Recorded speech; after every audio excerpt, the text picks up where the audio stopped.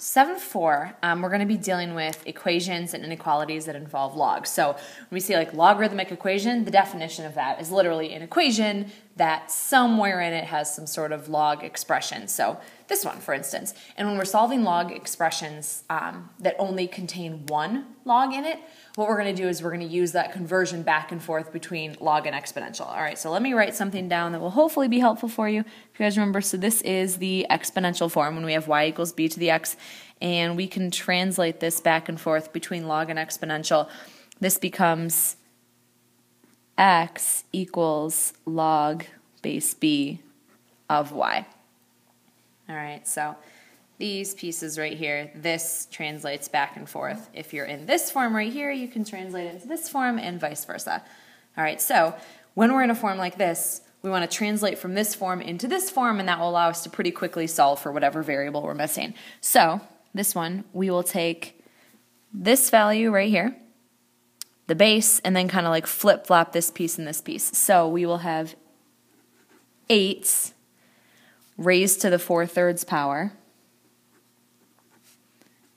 equals x. So we were in this form, now we're translating into this form. So like the 8 right here became the base, the 4/3 on the other side became the exponent right here, and then this y became, or I'm sorry, this y became this right here. All right, so we're just translating into exponential form. Now we need to know what this is. All right, so to know what this is, we need to go back to chapter 6 and remember that this 3 in the denominator becomes the cube root. So this is the cube root of 8 to the 4th power. All right, so now we can either do the 8 to the 4th first, which would be a very big number. I would recommend against that. Or we could take the cube root of 8 first. So cube root of 8 first is 2, and then raise that to the 4th power, we get 16. All right, so our value of x that we are looking for is 16. Okay, so really what we did to solve those, and this is what you'll do for every one of these types, is you'll turn it into exponential form and then solve it that way. All right, if we have logarithmic functions where we have 2 different log expressions, we're going to use the following logarithmic property. We can say then log base b of x is equal to log base b of y if and only if x is equal to y. All right, so if you see these 2 exact same log expressions, they both have the same base, we can say if this is true, then this is true. We could also say if this is true, then this is true. That's what the if and only if means, is that the if then goes both ways. All right, so let's look at an example like that. This is a multiple choice example, so we'll be able to test out all our different options here. So here, notice we have log base 4s for both of these. So what we can do is just say that the stuff on the inside must be equal to each other, and that's just based on that property that we just wrote down. All right, so since this is a quadratic, we're going to solve it by, or we're going to at least attempt to factor. We might have to use the quadratic formula. So we want to get everything on one side. So we're going to add the stuff from the right. So add 6x to both sides, add 8 to both sides, and then we'll be able to solve this by factoring it down. So we start with x and x, and we want to multiply to 8, add to 6. So that would be positive 4, positive 2. So our 2 answers would be negative 4 and negative 2, which it seems like we should just be able to box up number C or letter C and call it a day. We need to check with extraneous solutions with something like this too, because log functions, remember, have a domain of only positive values, meaning you can only plug positive things into our log function. Not that these have to be positive, but when you plug it in, they have to come out positive. So if I plug in a negative 4 and square it, that comes out positive, so that's fine. If I plug in a negative 2 and square it, that also comes out positive. Let's check these. Negative 6 times negative 4 is positive 24 minus 8. So that's positive, so that's still fine. And then negative 2. Negative 6 times negative 2 is 12 minus 8. That comes out positive, so that's fine. What we're double checking is to make sure that this stuff on the inside is positive when you plug in these answers. All right, so they both turned out to work. No issues with the domains. That would be letter C.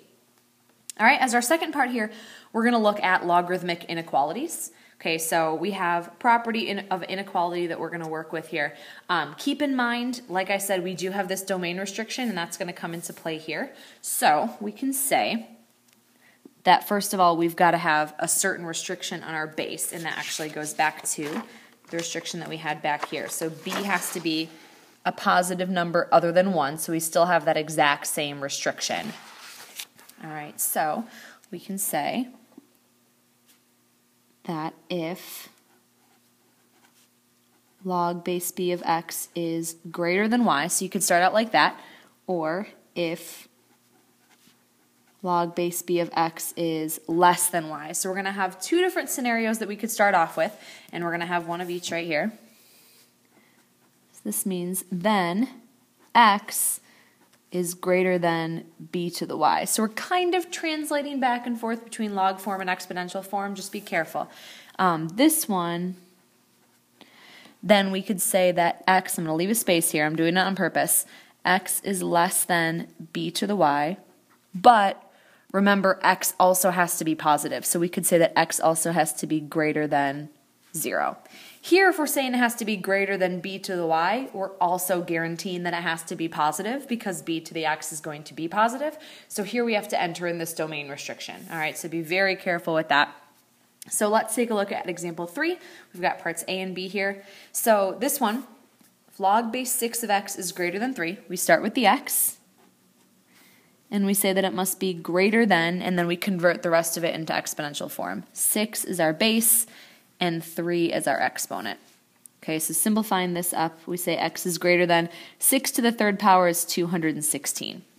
All right, so this, remember, log base 6 of x, that represents an exponent. So this is saying if we want the exponent on 6 that gives us x to be bigger than 3, then x would have to be bigger than 16. Because in order for the exponent on 6 to be bigger than 3, it would come out to be something bigger than 216.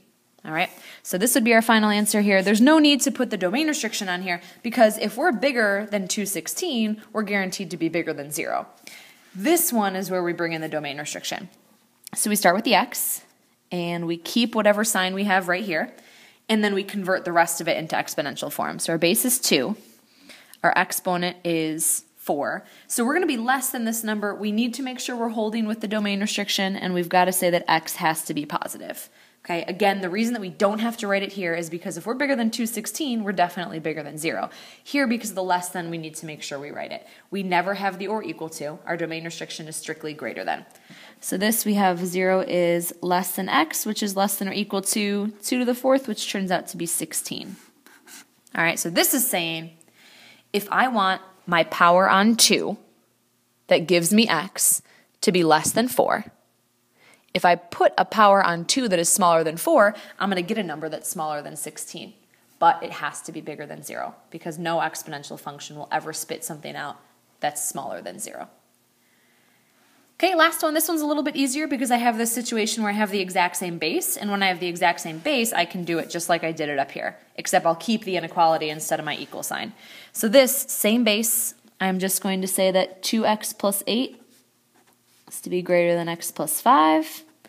All right, and when I check my solution, I am going to make sure that I'm not plugging anything in here that would be negative, because I can't plug negatives into my logarithmic functions. Okay, so when I solve here, I'm going to subtract this x. This x will cancel, and at the same time, I'm going to subtract this 8 so I can get the x by itself over here.